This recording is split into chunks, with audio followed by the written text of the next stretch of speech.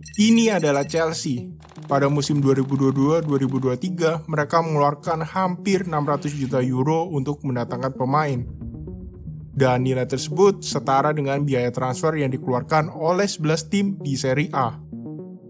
Juventus yang mengeluarkan budget transfer terbesar di Serie A nyatanya masih kalah besar dengan Leeds United, tim yang berada di posisi 19 klasemen IPL pada musim itu.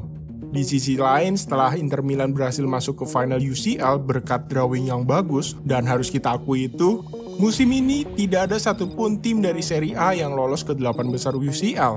Dan sudah cukup lama, tim-tim dari Serie A jarang diperhitungkan di ranah tertinggi Eropa.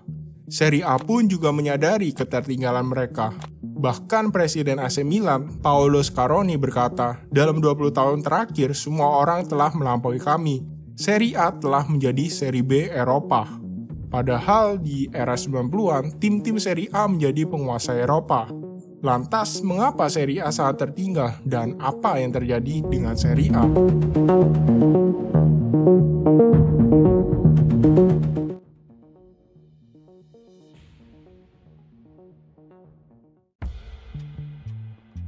Ini adalah skuad Parma pada musim 1998-1999. Mungkin ada beberapa wajah yang sangat familiar seperti Buffon, Cannavaro, dan Crespo. Mereka memenangkan Piala UEFA, Coppa Italia, dan finish keempat di Serie A. Dan beberapa musim sebelumnya, Juventus memenangkan Liga Champions. Kemudian beberapa musim setelahnya, Milan memenangkan Liga Champions, yang dimana ini adalah tahun-tahun dominasi tim dari Italia. Namun kejayaan Parma runtuh seketika, bukan karena masalah teknis sepak bola, tapi karena pemilik Parma, Parmalat, perusahaan yang bergerak di susu dan makanan, mengalami kebangkrutan terbesar di Eropa dengan hutang hingga miliaran euro. Dan musibah tersebut berdampak dengan Parma. Tapi Parma masih berusaha bertahan dengan banyaknya masalah finansial yang mereka alami. Hingga akhirnya Parma dinyatakan bangkrut dan harus turun ke Serie D, kasta terendah Liga Italia.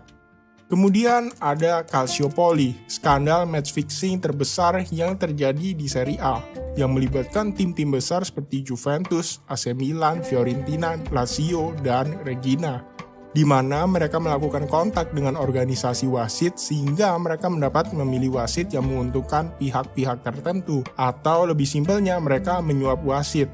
Akibatnya tim-tim yang terlibat menerima sanksi yang sangat berat dengan denda dan pengurangan poin. Sedangkan Juventus mendapatkan sanksi paling berat. Juve harus merelakan 2 Scudetto Serie A mereka dicabut, dan terparahnya mereka harus didegradasi ke Serie B, yang dimana pada saat itu Juve sedang diisi pemain-pemain top seperti Fabio Cannavaro dan Zlatan Ibrahimovic, dan mereka semua memutuskan untuk meninggalkan Juventus. Hampir 35 bintang internasional meninggalkan Serie A setelah skandal itu dan pindah ke liga lain di Eropa. Skandal ini juga membuat Italia kehilangan semua harapan untuk menjadi tuan rumah di kompetisi Eropa maupun Piala Dunia.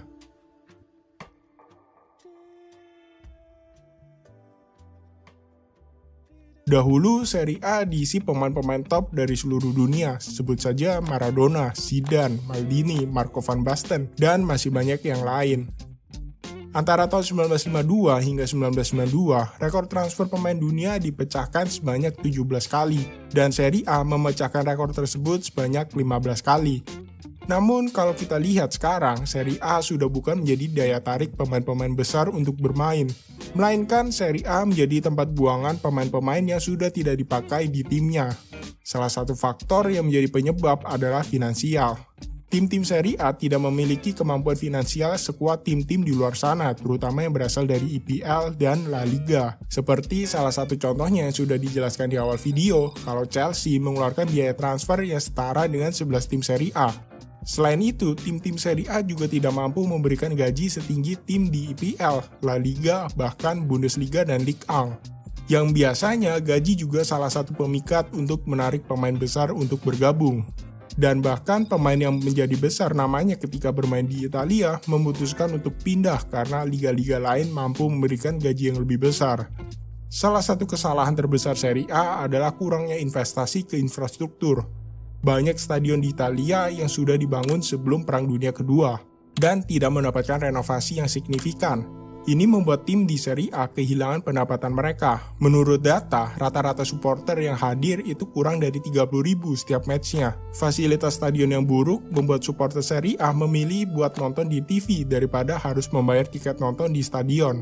Lebih parahnya lagi, banyak tim-tim Serie A yang tidak punya stadion, sehingga mereka harus mengeluarkan budget lebih untuk membayar sewa stadion kepada pemerintah. Kemudian faktor lain adalah TV rights. Di era 90-an ke bawah hingga 2000-an awal, Serie A selalu bersaing dengan Premier League untuk masalah TV rights, di mana Serie A dan Premier League adalah dua liga termahal. Namun, seiring berjalannya waktu di mana banyak skandal-skandal yang terjadi di Serie A, membuat nilai pasar Serie A ini jadi tertinggal jauh oleh Premier League, bahkan klub-klub lain seperti La Liga. Padahal TV rights juga jadi salah satu penghasil income terbesar bagi klub-klub bola. Dan berkurangnya pemain bintang yang bermain di Serie A semakin menghilangkan alasan kenapa kita harus nonton Serie A. Sedangkan di La Liga kita bisa lihat bintang-bintang di sana, atau di IPL yang menyajikan pertandingan seru setiap minggunya.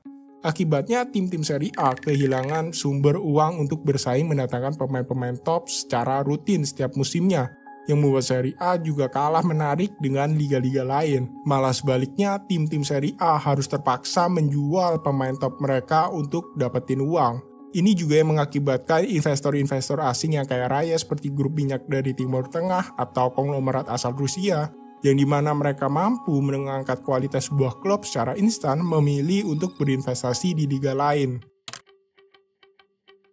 Dan faktor yang tidak kalah pentingnya di mana klub-klub Serie A sudah mulai kehilangan tempatnya untuk bersaing di ranah Eropa, terutama UCL.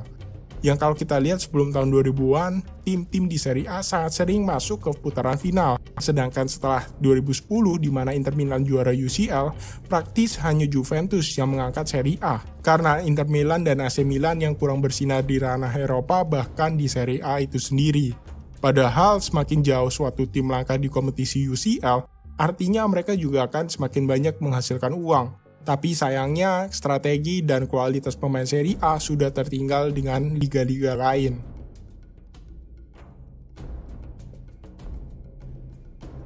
Dengan masalah finansial yang mereka alami, tim-tim Serie A membuat mereka kasarnya cuma dapat pemain-pemain sisa atau pemain yang udah dibuang sama timnya. Contohnya Lukaku, Alexis Sanchez, Giroud, Loftus-Cheek, Tammy Abraham, dan masih banyak lagi. Pemain-pemain ini ya memang udah dibuang dari timnya yang ada di IPL, dan artinya mereka memang sudah nggak bisa bersaing di level tertinggi IPL yang kita tahu betapa sengitnya IPL. Oke, kalau masalah uang kita juga nggak bisa ngomong terlalu banyak. Memang sulit untuk Serie A bisa ngimbangin daya beli tim-tim di Inggris, tapi seenggaknya Serie A harusnya bisa bersaing dari sisi strategi. Masalahnya, Serie A juga nggak bisa kalau bersaing dari sisi strateginya, karena Serie A ini seperti kurang terbuka dengan pelatih-pelatih dari luar Italia.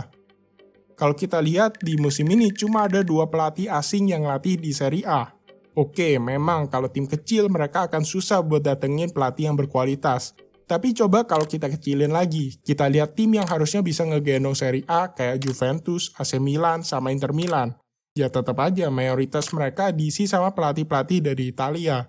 Sedangkan di zaman sekarang, di era modern football, pelatih-pelatih dari Jerman, Spanyol, dan Belanda lebih menguasai karena mereka menerapkan strategi yang lebih fresh dengan ball possession dan filosofi yang jelas.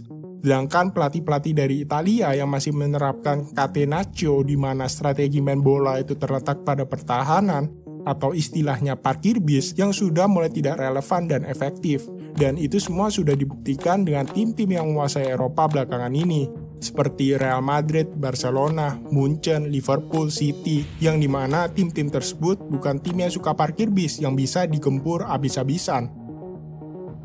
Sekalinya mereka datengin pelatih top, waktu AS Roma datengin Jose Mourinho, tapi sayangnya masa Mourinho ini juga udah habis, udah dibuang dari Madrid, dibuang tim-tim IPL kayak Chelsea, MU, Tottenham, yang dimana performa Mourinho ini juga udah habis sejak terakhir dia juara UCL sama Inter Milan.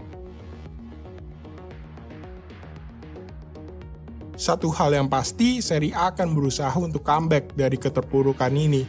Dimulai dari Serie A yang berusaha untuk melipat kali gandakan broadcasting revenue mereka pada 2030. yang dimana pada saat ini TV Serie A untuk periode 2021 hingga 2024 itu sekitar 670 juta euro, 1/9 dari Premier League.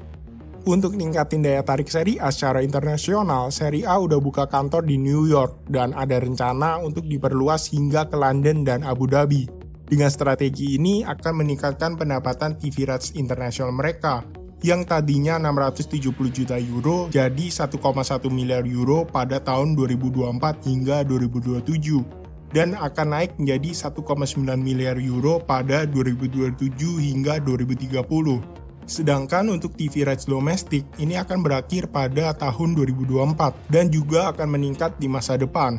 Yang sebelumnya Serie A mendapat 2,9 miliar euro dari TV domestik, diprediksi mereka akan terjadi peningkatan menjadi 3,2 miliar euro pada 2024 hingga 2027 dan akan naik lagi menjadi 3,4 miliar euro untuk periode 2027 hingga 2030. Jika ini mencapai target, mungkin tim-tim di Italia bisa memperbaiki infrastruktur mereka untuk menjadi pondasi awal yang kuat. Atau mungkin di masa depan kita akan melihat the next Sheikh Mansour atau the next Roman Abramovich yang mau investasi gila-gilaan di Serie A, sehingga bukan tidak mungkin trofi UCL akan kembali ke Serie A. Terima kasih sudah menonton, like, comment, share, and subscribe kalau kalian suka dengan video ini.